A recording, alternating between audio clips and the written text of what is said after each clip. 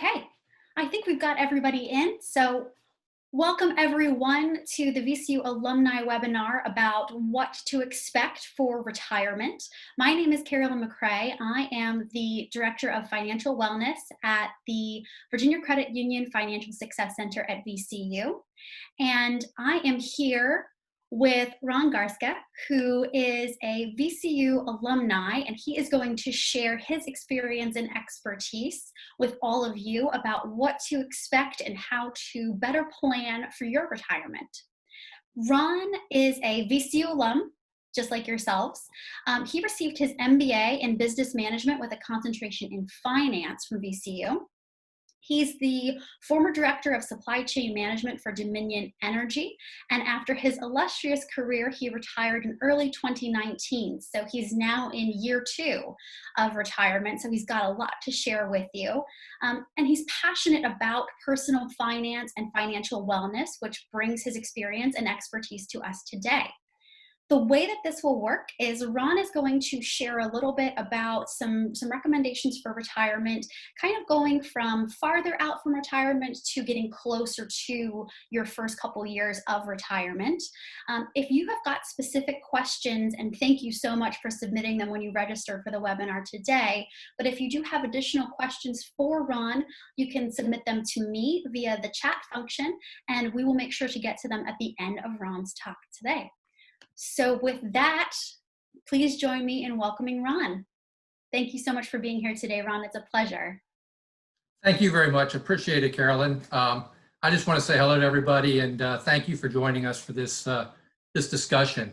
I wish it was an in-person discussion because I think it would be a much easier way to talk about retirement, because what I found with retirement is it's not about a cookie cutter plan. A lot of people want to tell you, oh, there's one way to plan your retirement, there's one way to do it. That's not the way life is. What I found through my experience is based on your faith, based on your values, based on your past earnings history, based on what your hopes are, what your dreams are, and how you want, what lifestyle you want to live. That really drives your retirement plan. So my first message will be very simple. If you seek retirement help and you look for somebody to help you, make sure they're asking you the right questions.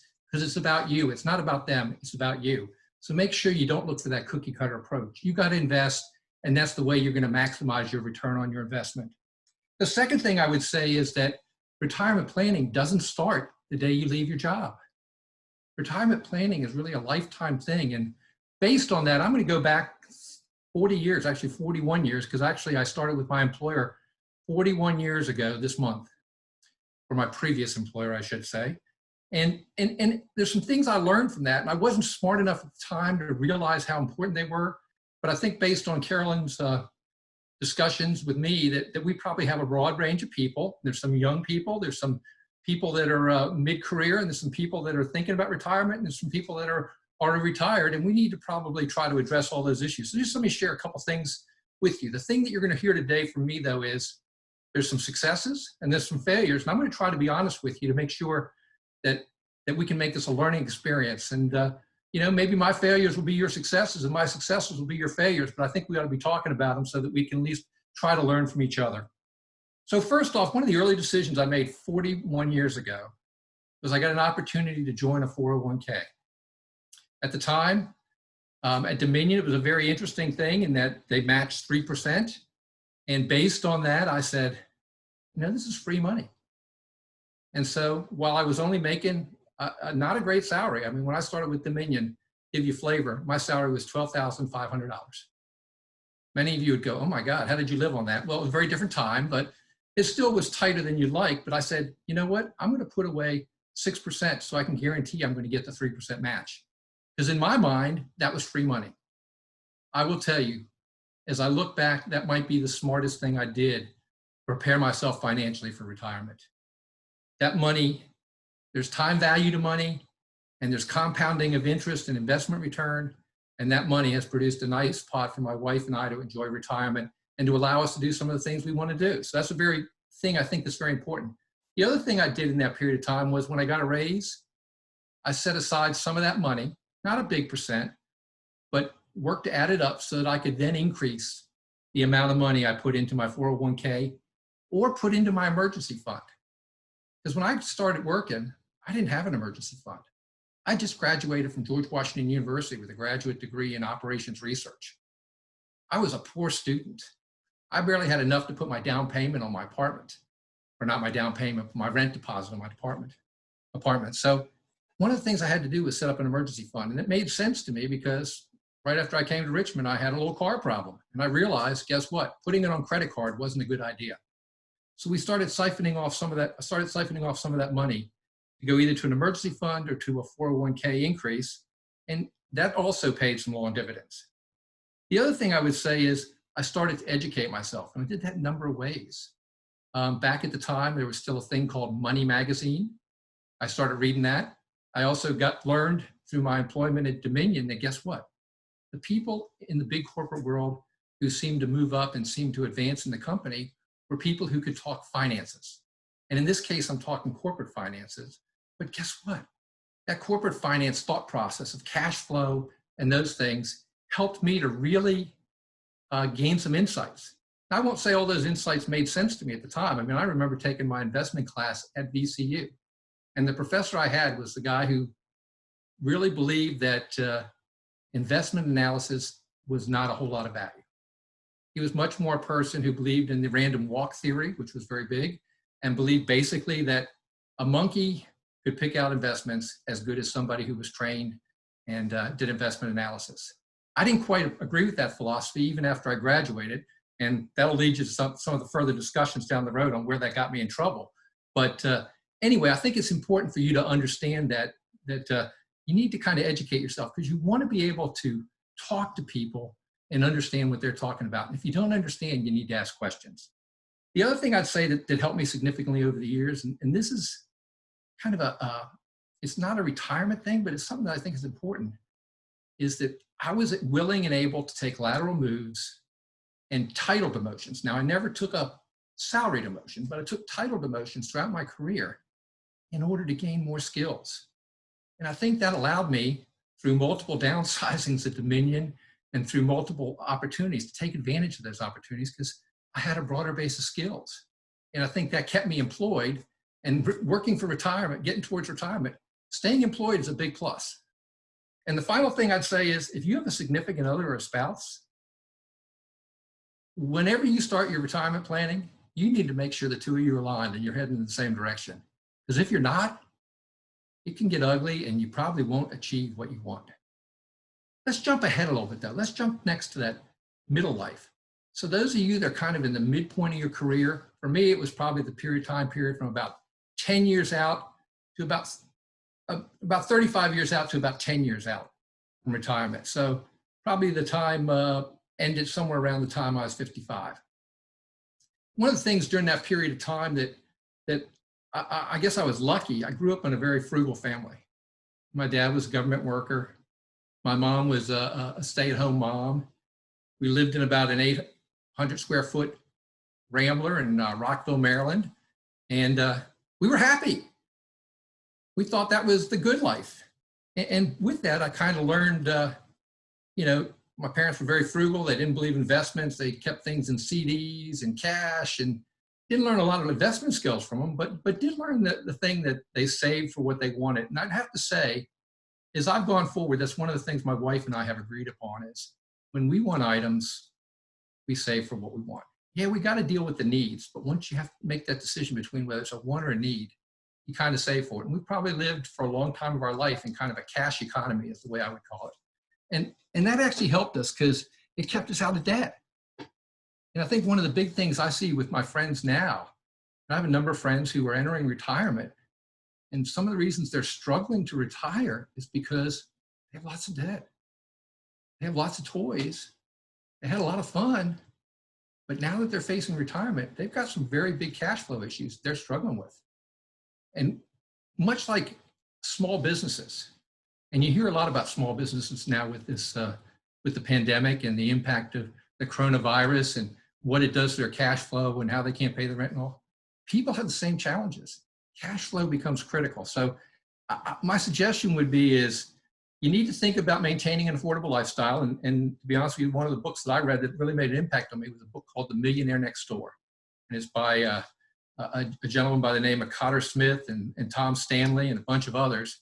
But it made an impact on me because it talked to me personally, it seemed like, about how you managed your lifestyle in order to make sure that you had what you wanted in the future.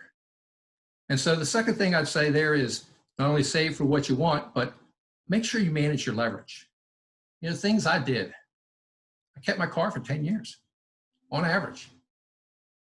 Didn't keep up with the Joneses, didn't impress anybody. In fact, at one time I had a boss who actually told me while I was working for Dominion and said, well, this car isn't up to the status of your title. Why would you keep this car? Okay, my choice. I didn't meet their expectations on my status approach, but you know what? It was okay for me. It made sense for me. The other thing I found was I didn't take a lot of loans on depreciating assets. So what does that mean? Well, like a car. The minute you drive it off the lot, its value decreases. So what I tried to do, and what my wife and I tried to do, was anything depreciated, we wouldn't take a loan longer than 3 years. Now, does that make sense for everybody? No, but it made sense to us. I think the other thing was we moved to a 15-year mortgage as soon as we could. And I think part of that reasoning was because it allowed us to think about retirement. So I think that's a thing that we can do here, is just think about that. Think about options like that. They don't work for everybody. They don't make sense to everybody. But for me, and I think this is important, and for my wife, it was important, those kind of decisions allowed us some emotional comfort and reduced our stress level. There's enough stress with having kids, enough stress with having jobs, enough stress with everyday corporate life and everyday life that we didn't feel like we needed more. So this kind of helped us through some of that. The other thing that happened was about 33 years ago, was when our son was born. At that time, my wife decided to be a stay-at-home mom. And I concurred 100%, and we thought it was the right decision for us. Maybe not the right decision for everybody, it was the right decision for us. But there was an impact. When that happened, 40% of our income went away. That's a rude awakening. So what did that cause us to do? It caused us to sit down for the first time and say, we got to create a household budget. Previously, we'd had kind of money going in and out, and we were happy, and we were getting what we wanted, and we were doing what we wanted. And this kind of made us sit down and say, okay, maybe we need to cut back on some of that impulse spending we had. Maybe that, yeah, we're going to take that long weekend and we're going to spend a couple $100 just to have a good time. Maybe that's something we're not going to do in the next couple months. And so it helped us to kind of start getting that in thing. And the other thing that was important, I think, about it was it helped us to align ourselves on finances. You got to remember, this is before the age of spreadsheets, before the age of the personal computer. So I actually used some of my old accounting ledgers and actually sat down monthly with the checkbook and kind of categorized where our expenses went. That was when you had a paper checkbook that you had to balance, if you remember those days. And so that really helped us to understand what was important to us, and we could make decisions based on what was important to us. Now today, we still do some of that budgeting. Yeah, over the years, it's changed.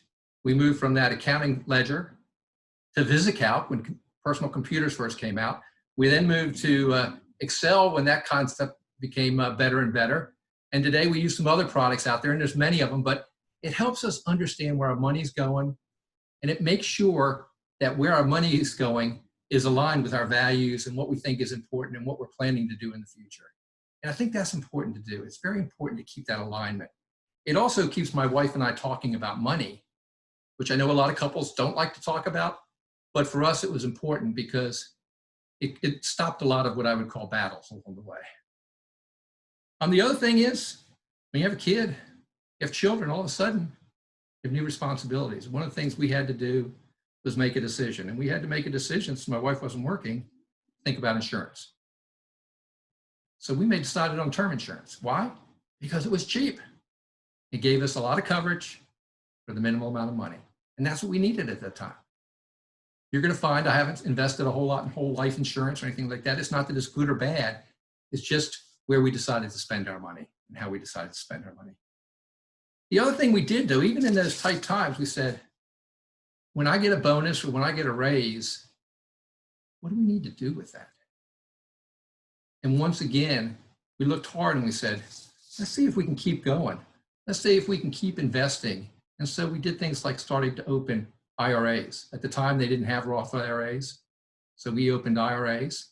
We were able to contribute money to it. And basically at that time, we took 10% of every salary increase and 25% of every bonus and put it towards those investments. Am I glad today that we did that? Absolutely. At the time, was it painful? Yeah, there were things that we probably wanted that we didn't have, but it was just a decision. And that's the thing. Planning for retirement is not about just letting it happen. I think what you need to understand is planning for retirement is about making decisions throughout your working life and then understanding what the consequences of those decisions are. So part of it's about accountability, not to anybody else, just to yourself. I think the other thing that we did was, as we did that, and it took me a while to understand this concept. I got to be very honest with you. I was not a great investor. As I told you earlier, did not grow up in a household where investment was even talked about. Taking a CD was considered a major risk in my household. So, passbook savings was the way of the day for my parents. So I didn't gain a lot. So hooked up with a broker here in Richmond. And through that, learned some things, some good, some bad, but started investing in individual stocks. Did not do a good job of having a diversified portfolio. And I got to tell you, that took some hits on us. It showed, it kind of taught me firsthand that with a few down markets, this might not be the best way to go, particularly when you're 100% investment in stocks. So it's one of those things. And eventually started doing some more learning and started reading about a guy by the name of John Bogle. And I don't know if any of you know who John is, but he actually, I guess, is the guy who started Vanguard and believed in index funds and believed in low-cost investment strategy and simplicity. So a concept I started believing in a little bit more as I experienced some of the pain of losing during some of those downturn markets.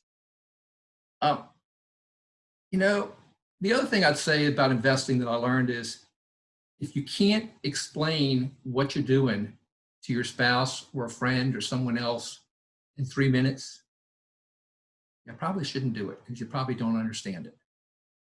And it sounds like a stupid thing, but I got hung up middle of my career and saw some things in the mid 80s and, got invited to some meetings and some seminars and some things like that. And guess what? The big thing at the time was limited partnerships or limited partner real estate investments. And, I had a VCU finance degree. I was smart. I knew what was going on. I looked around the room and there were people in there who were well known in Richmond. Well, guess what? Number one, they weren't in the same situation I was in, probably. Number two, probably I didn't understand what I was really doing at that time. And so I was being cool. I was staying with the crowd. It was the in thing to do. When you read all the magazines at the time, it was one of those great things that had unlimited potential. Well, without understanding the complexity, probably one of the dumbest decisions I ever made. Because all of a sudden I had investments that weren't liquid and I didn't have any control of. At the end of the day, I walked away with about a 90% loss in those investments. That's a heck of a learning. And it drove me to start saying, wow, I need to start looking at some of these other ideas that this John Bogle guy started throwing out. I need to look at things like cost dollar averaging. And I started looking at my 401k, where every month they took a little bit out and they put it in various funds. And guess what? I saw that even during the tough times, that investment still was growing. I said, there's something to this. I looked at investment asset allocation. At the time, Dominion had opened up their 401k, so that all of a sudden we were able to invest in some funds versus just Dominion stock. And so took advantage of that opportunity. And guess what? When stocks went down, in those days, potentially bonds went up or at least stayed the same. So you didn't have as big of losses. So started learning some of those through real life experiences. The other thing I saw was, in this period of time, and this is probably later in this period of time, But I did see the need to diversify. And it's things like, I had a friend, and my friend worked for a company called ADT, and it was a security company, very big. And he ended up, by the time he retired, he ended up being the head of all federal government accounts. So he was a bigwig. He also believed in his company, and his company ended up being bought and sold and bought and sold, and finally was bought by a company called Tyco. And I don't know if any of you remember who Tyco was, but they were a company who was kind of a holding company that bought a number of companies. They had a very aggressive CEO. In fact, I think at the time of the CEO finally got indicted for doing things like buying $8,000 gold shower curtains with the company's money and some minor things like that. But my friend, he saw the stock rising, so he put all his money into Tyco stock. The problem was, it ended up in bankruptcy. Guess what happened to his retirement plans? His retirement plans have struggled since then. He delayed his retirement. He was on his path to retire at 55. Finally, at 65, he retired, but is not living the lifestyle he had hoped for. And so that's one of the reasons it's really a drive home for me of just an example of why diversity is so important. The other thing I'd say is when you look at the stock market, like what's going on today with all the volatility, I think you need to look at investments as a long-term issue. You can't look at the short term. You got to say, if I'm going to invest, I'm going to stay invested, because all of us have very little control over short-term volatility. But it's the long-term direction that makes a difference when you retire. And that was the advantage I saw in my 401k. A small start is equal to a pretty big reward at retirement time. The other thing I'd say that we did that was pretty important was we bought a house. Now, we lived in our house for 31 years. We just, in fact, last month we sold it. And we're going to talk a little bit about that whole process. But I never looked at it as an investment. The one thing I looked at it as is rent stability. Just think of all the rent increases I would have experienced in that period of time if we did not have a house. Now, when we invested in a house, it was kind of like having kids. You're never financially ready. You have to make some decisions related to saving money. You have to do some things where maybe you don't take that extra vacation. You don't buy that new car, get that down payment ready. And I got to tell you, when we bought our first house, it was scary. Mortgage rates were 13.5%. Think about that.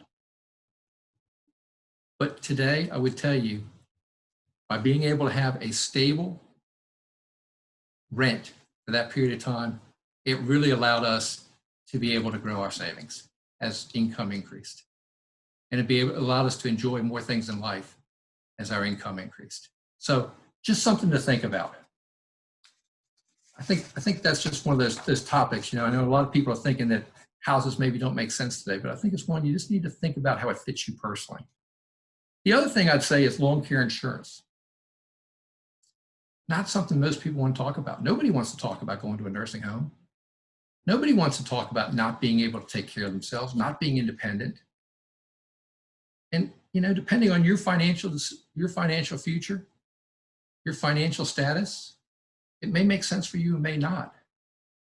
The data I've looked at, and I've looked at one of my websites that I actually like to look at, and it's just because it's a data-oriented website. It's not because it's easy to read, but it's the Boston College retirement website.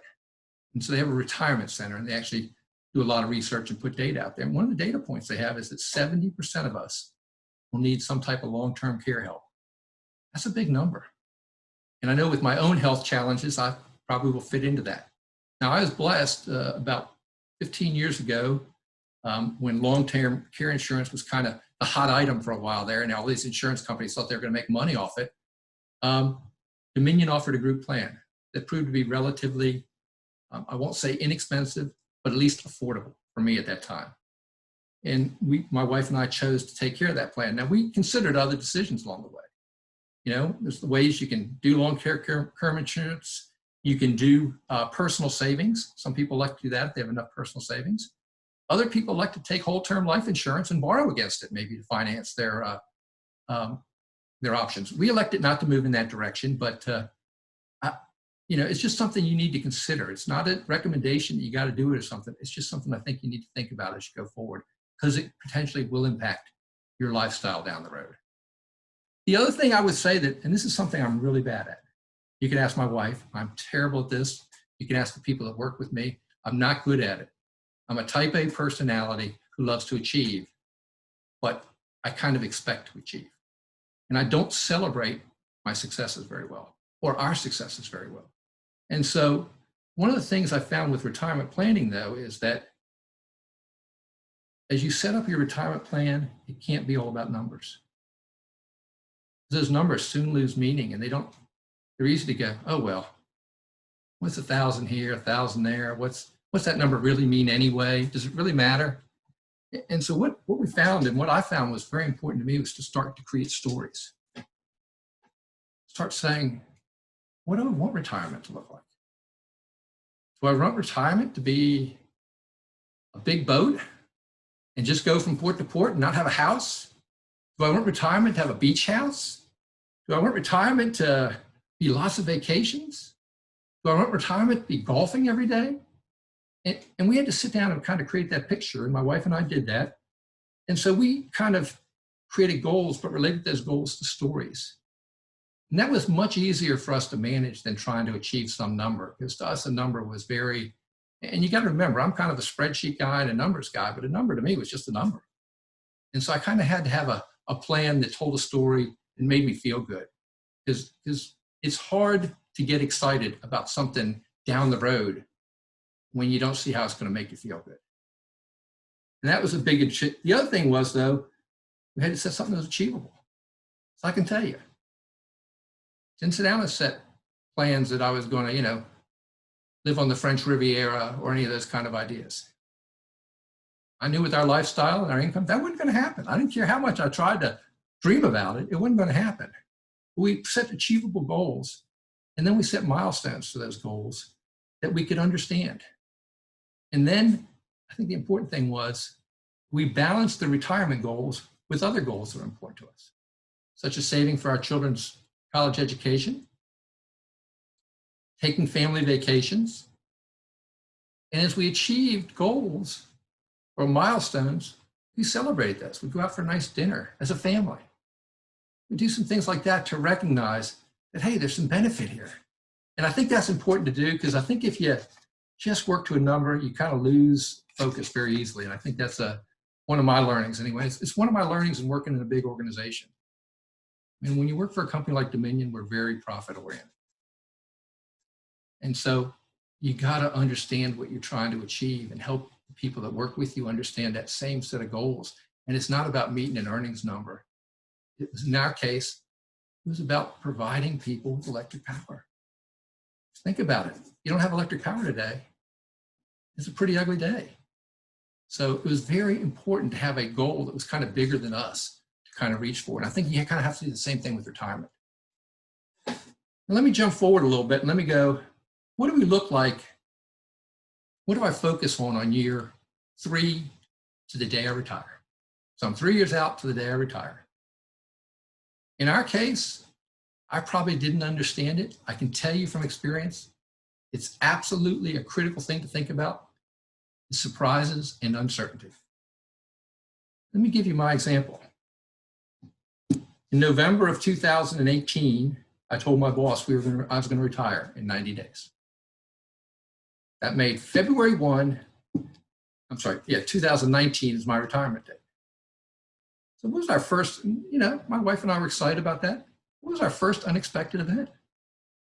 On New Year's Eve, 2018, we're driving back to our house from the West End, and my wife is all of a sudden in great pain.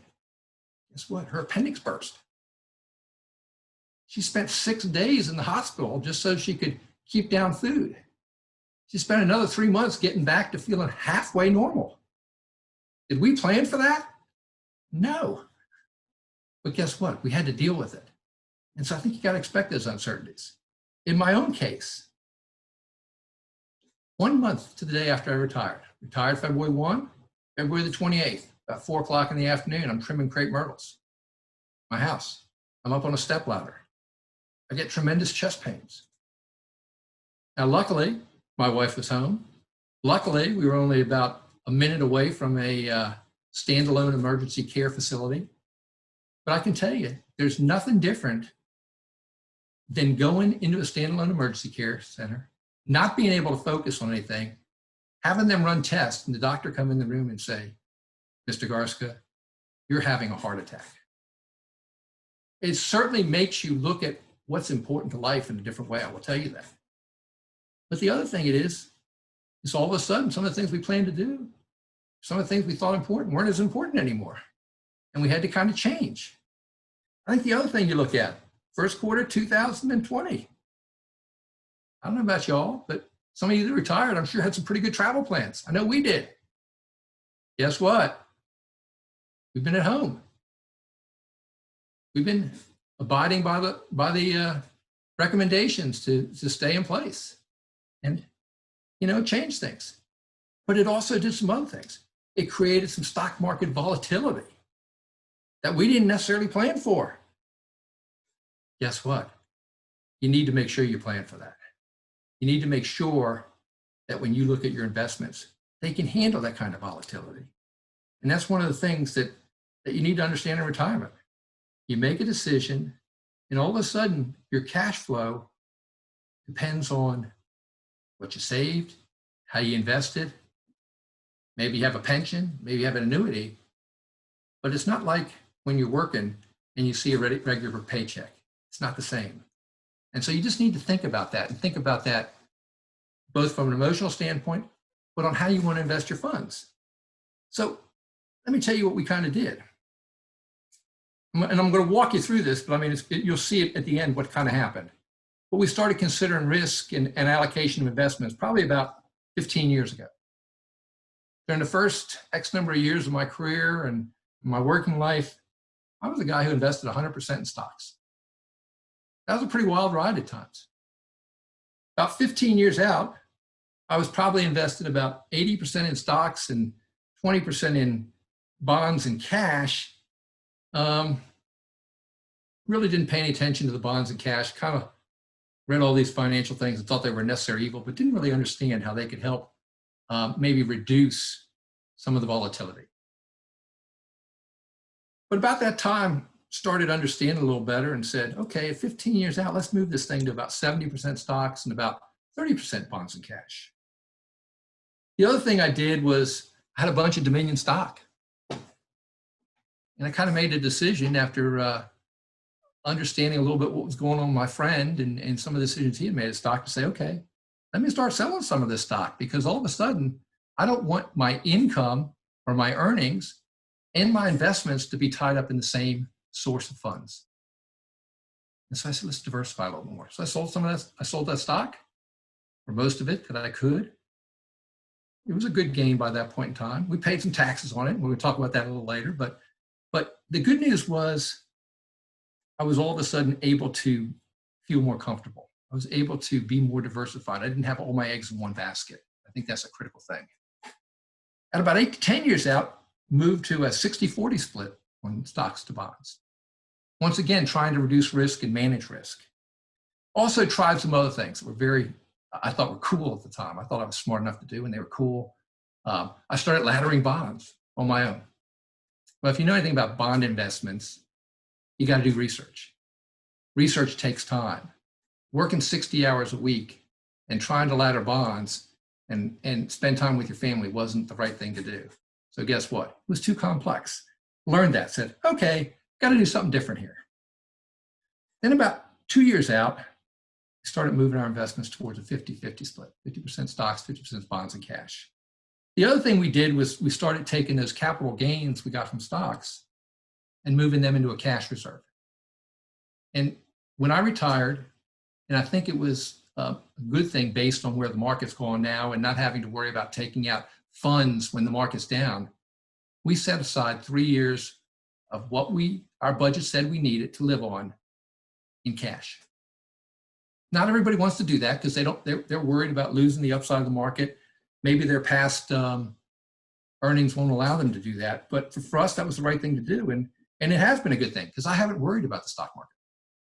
I just keep making sure now that my portfolio meets my 50-50 breakdown and keep adjusting it to meet that 50-50 breakdown. And so that's kind of the way we're staying diversified now. Now, the thing I could have done better in that process was better understand the tax impacts. Didn't think through all the capital gains and short-term gains. I tell you, most people don't want to think through that. So if you have an accountant or somebody does your taxes, it's something you might want to have them help you do, or a financial advisor.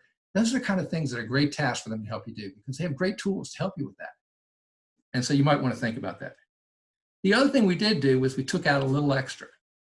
Because I don't know what people who are retired on this webinar see, but our experience has been, while a lot of retirement people will tell you you need 80% of your income, before the coronavirus, we needed about 110% of our income.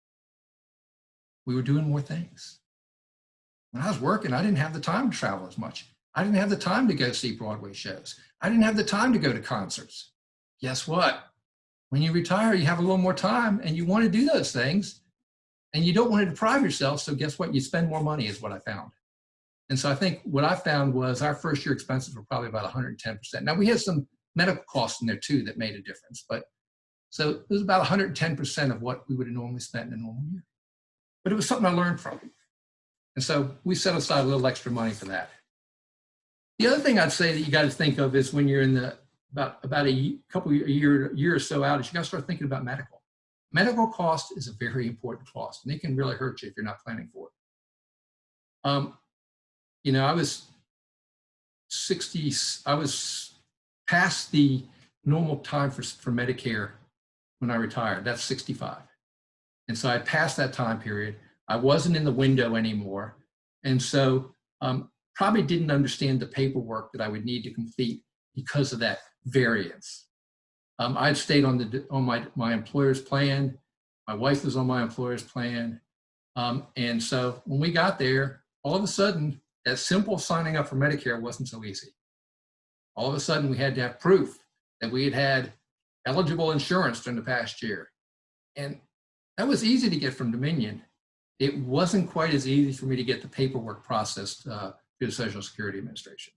So I can tell you, probably about 20 hours on the phone and multiple visits to the Cary Street office, and one of the waits being as much as 2 hours. We finally got that done, but I was retiring on February 1st, and we didn't get final approval for Medicare Part B for myself until January the 25th. And so just something to think about. Make sure you give yourself enough time to get that done. The other thing is if you don't get it, if you don't enroll during the time periods and the requirements, you end up paying a surcharge, and we certainly didn't want to do that. The other thing that I didn't understand about Medicare, and I just hadn't studied enough, I just assumed that, you know, it worked. So at the time, there was a fee of $137 per person that they called the Medicare payment. I guess the Medicare charge is what you paid every month. And that seemed reasonable. That fit my budget well. Well, I didn't quite understand this thing called an IRMAA, which is an income-related monthly adjustment amount. And that's driven by your tax return from 2 years previous. So all of a sudden, my monthly Medicare payment was 3 times what my budget expected. Not a big deal at the end of the day, but can be, and just something I think you need to understand. So I would make sure that as you're getting ready for retirement, probably a year out, you start thinking about those types of things. And the other thing, getting medical coverage. When I worked for a big company, guess what? Filled out one form in October, checked the boxes, said, this is what I want, boom, boom, boom. I want family coverage, boom, boom, boom, boom. Life was done. Didn't worry about it. All of a sudden, there were 5 policies for myself and 5 policies for my wife. That's Medicare, that's Medicare supplemental, that's dental, that's eye care, and that's drug. And each one of those, there's people that can help you walk through the process and people that can help you pick the right choices for you based on your medical needs. But they all take time to do that. So just make sure you give yourself time to do that. The last things I'd say is you got to think about lifestyle. Because the one thing I found after I had my heart attack is, guess what? As you're sitting in bed, you start saying, what's my purpose? What do I want to do with the rest of my life? And I'd actually read a book 7 years ago that a friend of mine had sent me called Halftime by Bob Buford. And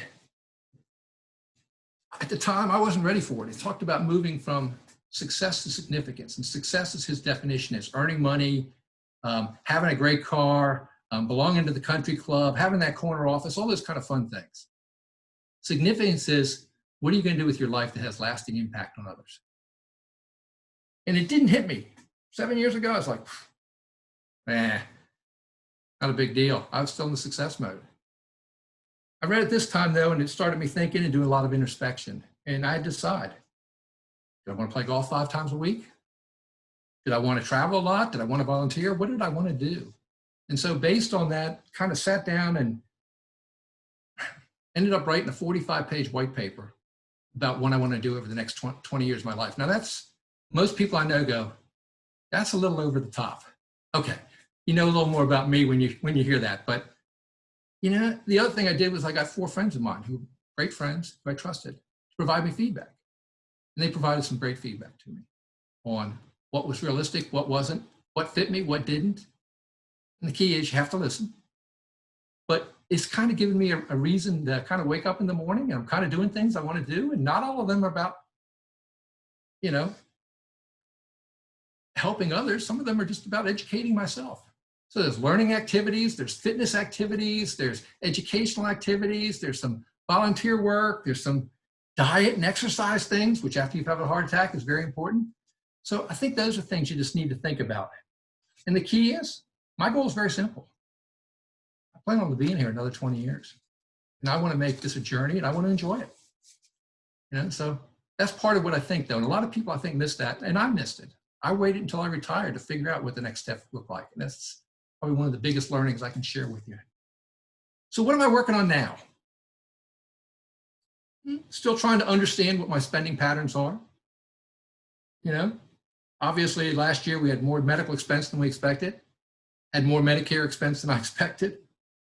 And until the coronavirus came at the beginning of this year, had more travel costs than we expected, more travel and vacation costs. And so tried to adjust our budget based on that. I don't know where the budget's going to go this year, because I will say one thing about the virus is it has cut down on our expenses. The other thing we're starting to do is look at things like 401k.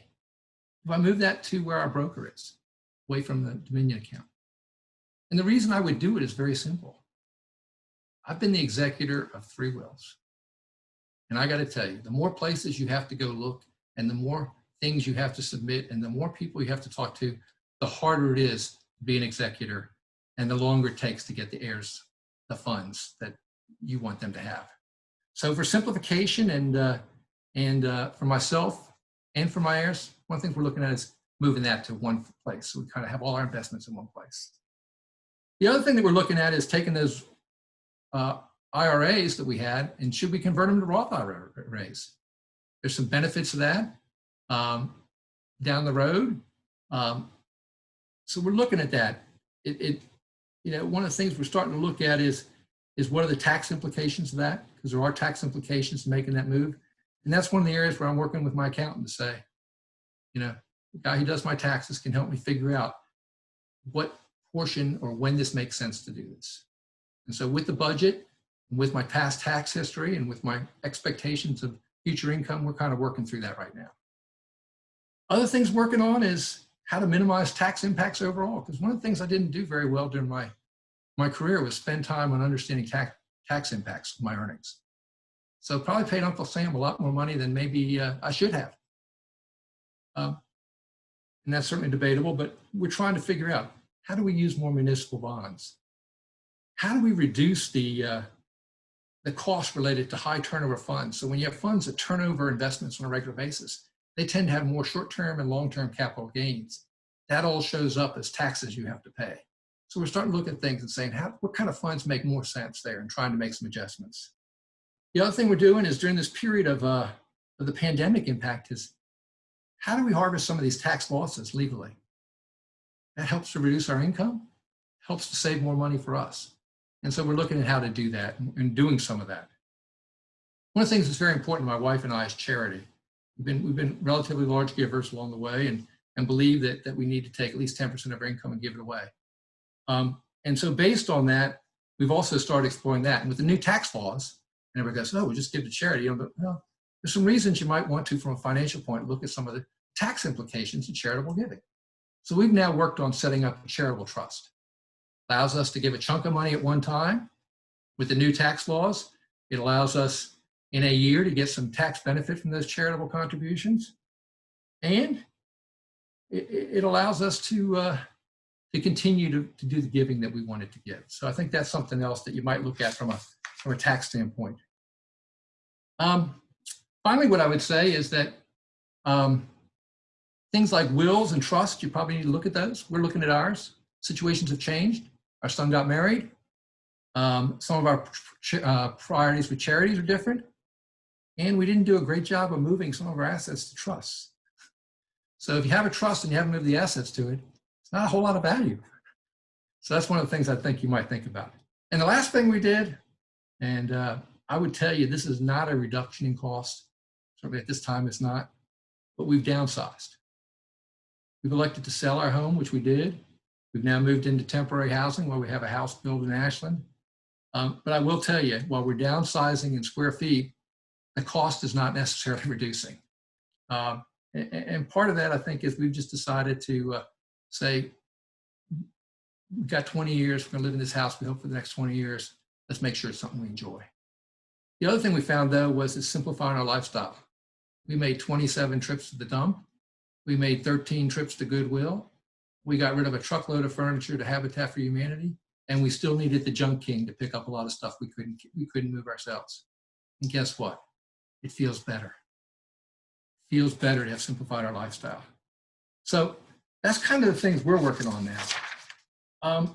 To sum it up, if I had some key learnings, I would say, number one, just remember, if you're young, if you're in the middle of your career, if you're approaching retirement, or if you're in retirement, it's a lifetime process. Retirement is not an end game. Even when you get there, you're going to make adjustments. You're going to find things you want to do and things you don't. It's a continuing journey. And it's just, it can be a very exciting life, I think, if you look at it as a journey. And you look at it as a time when you can learn to do new things and try new things. And, you know, just like life, if you fail, okay, you learn from that failure. I've shared a number of failures with you today. I'm still here. I'm still alive. It's okay. The other thing is, I would suggest that people really educate themselves on the investments they make. A lot of people just get turned off by numbers. Try to make sure you at least understand what you're investing in. Keep it simple. If you don't want to spend any time doing it, just keep it simple. But there's a lot of things out there, and you can do that. And just make sure the people that you're working with can make sure they can tell you what it's about in 3 minutes. And it's not a trust me scenario. The other thing is be prepared for the unexpected. You've heard from my lifestyle. There's some big unexpecteds there. And they've caused us to do some things differently. Not bad, not good, but differently. And we're enjoying those differences still. And that's a good thing. I do suggest that you sit down and you truly think through some of the issues. And you don't have to write a 45-page white paper like I did, but just write one page and just say, this is what's important to me. And make sure that you hold yourself accountable to achieving what's important for you, because that's where you're going to enjoy life. And I just find writing it down just makes that accountability a lot easier. The other thing, keep it simple. Invest in and do what you understand. And the final thing I'd have is act now, because time goes by fast. You know, I spent 40 years with my employer, and it doesn't seem like it seems like yesterday that I started. Actually, this Sunday, they're going to implode the building I started in. So that just gives you a perspective. But anyway, I've enjoyed, I feel like I'm preaching a little bit, and I apologize for that, but this webcam, it doesn't quite lead to a lot of two-way discussion. But anyway, thank you for the opportunity to talk to you. Hopefully there was some value here. If you walked away with one thing, I'd feel good about that. Thank you. Ron, thank you so much for your words of wisdom. I've certainly learned some things today, and I appreciate your candor and your insight.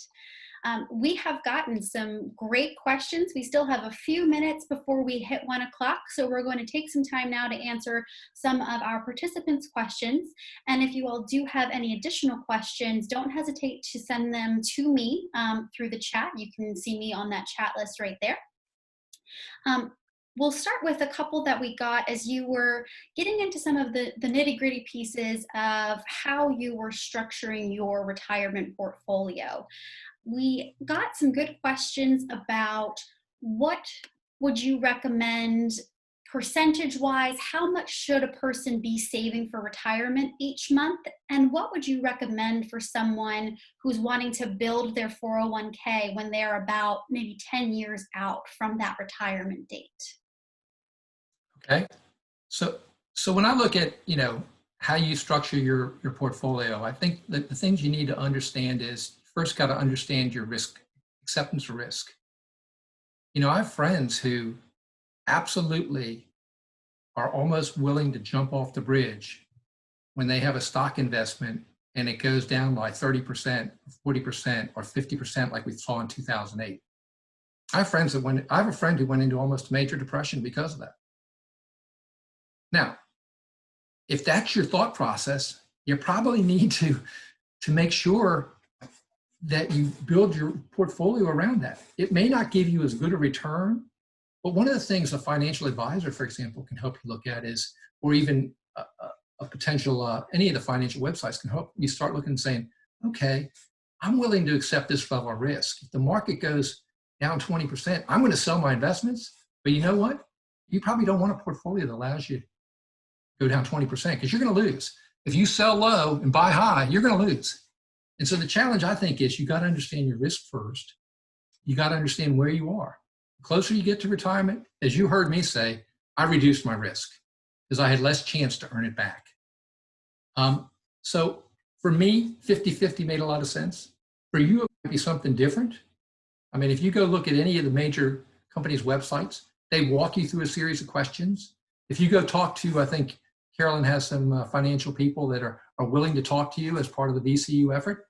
They can walk you through your understanding of your risk, ask you some questions that'll help you understand your risk and your tolerance for risk.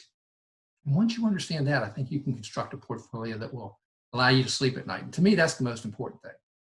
Because swinging for the fences and not sleeping doesn't lead to a good retirement. I think that answered the first part of the question. I'm not sure whether it answered the second part. Can you repeat the second part, Carolyn? The second part was about the 9 to 10 years out from retirement. So I think you did touch on that a little bit with making your retirement portfolios a little bit more conservative as you get closer to that retirement age. I think the other thing that's important there, though, is that, probably when you're in that age, when you're about 10 years out, that's probably some of your prime earning years. Mm-hmm. So it's a great time to start saying, can I afford, or can I have a lifestyle where I can afford to put more money away? Because that's probably the prime time. That's probably where you're going to earn the most money you've ever earned in your career. And it might be a time for you to do some catch up with 401ks. I think there's some options that the government allows you where you can have more tax deferred income taken out. And tax deferred income grows a whole lot better than taxable income. So that's the best way I would describe it. Yes, we love taking advantage of any tax advantaged accounts when we're thinking about planning for retirement and investing and really looking towards the future. And I think you said it so well. There's all of these guidelines about, you need to have your distributions be 70% of your, the last year that you were working, your income the last year you were working, or you need to save 33 times your annual expenses, or you need to be putting away 15% of your take-home pay every year. And I think you've really hit the nail on the head that it really depends on a person's particular situation and their goals and what they're wanting to do and what's available to them. So our friends over in the Office of Alumni Relations have put in the chat box for those of you who want to talk about this a little bit more in depth. You can, of course, reach out to the Financial Success Center here at VCU to do some more one-on-one coaching and talking through some of your options. And we'll share some additional resources as we get through these last few questions.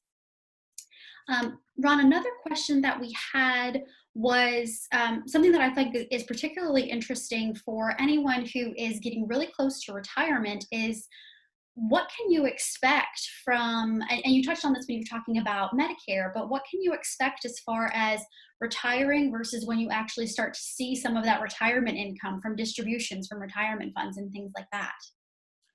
I mean, when I look at it, when you retire, you got it depends, but in my case, I was very lucky, right? I was still working for a company that provided a pension. Think about that. That is an unbelievable, valuable asset because it serves the purpose of an annuity. And so it gives me a steady cash flow. Now, is that cash flow enough to live on? No. So in our case, we're using dividends. Well, we first have created our 3-year cash model, which we take money from. But our long-term plan is we're going to use dividends, we're going to use some interest, and we're going to ultimately have to do some liquidation of capital investments in order to make sure that our funding level for what we budgeted equals our available funds. I mean, it comes down to making just sure that matches and understanding once you do that, what the impact is. In our case, we've used, I've actually used some people in the finance world to help me with doing Monte Carlo analysis and things like that to say, if I have this budgeted year and if I have this type of return and they run 1,000 scenarios under all these various market conditions, what's my chances of running out of money? And that's a comfort to me to understand some of that. Is it a perfect predictor? No, they do 1,000 random marketplace responses or behaviors. But they gave me an idea that taking out that much money from these types of funds under multiple types of conditions will allow me to survive for that period of time that I'm expecting to survive. So I think those are things you need to look at. I think that's where financial people can help you. And I think that's where, you just got to look at your funds and decide what makes sense. I think you got to look and say, I would personally look at it and say, I want to take money out of my taxable funds until I hit that minimum requirement, maybe for my IRA, minimum required distribution. But I want to let that deferred money grow as long as I can. Mm-hmm. I might be in a lower tax bracket. There's all kinds of things that can happen that would be positive if that was true. So I just think you need to look at it and run the numbers. And I think you can get a really good idea where you're going to get your funds from and how those funds look. Ron, I wish we could stay here all afternoon and continue to hear your words of wisdom and get some advice and insight into planning for retirement. This has been such wonderful information. Want to thank all of you for joining us today and hearing from Ron Garstka, who is our VCU alum, sharing how to prepare for that first step into retirement. We do have, and I want to thank the Office of Alumni Relations for allowing the Financial Success Center to host this webinar for all of you today. We do have some upcoming programs and opportunities for those of you who have additional questions or want additional insight around retirement or anything related to financial wellness. For VCU employees, this coming up on June 4th at noon, we're going to have a workshop about public service loan forgiveness. On June 30th, the Office of Alumni Relations is hosting another coaching session through Brazen, which is a chat platform with Mass Mutual financial advisors and fiduciaries. That is going to be on June 30th from 12 to 2 p.m. And Letitia is including registration in the chat function there for you as well, if you'd like some additional insight with helping to kind of plan for your specific financial situation. And then again, the Financial Success Center here at VCU does offer weekly financial coaching appointments for VCU alumni. You can sign up for that at finsuccess.vcu.edu, and that link is also in the chat session there. Ron, thank you again for taking the time. Thank you to the Office of Alumni Relations for hosting us today, and thanks to all of you for joining us.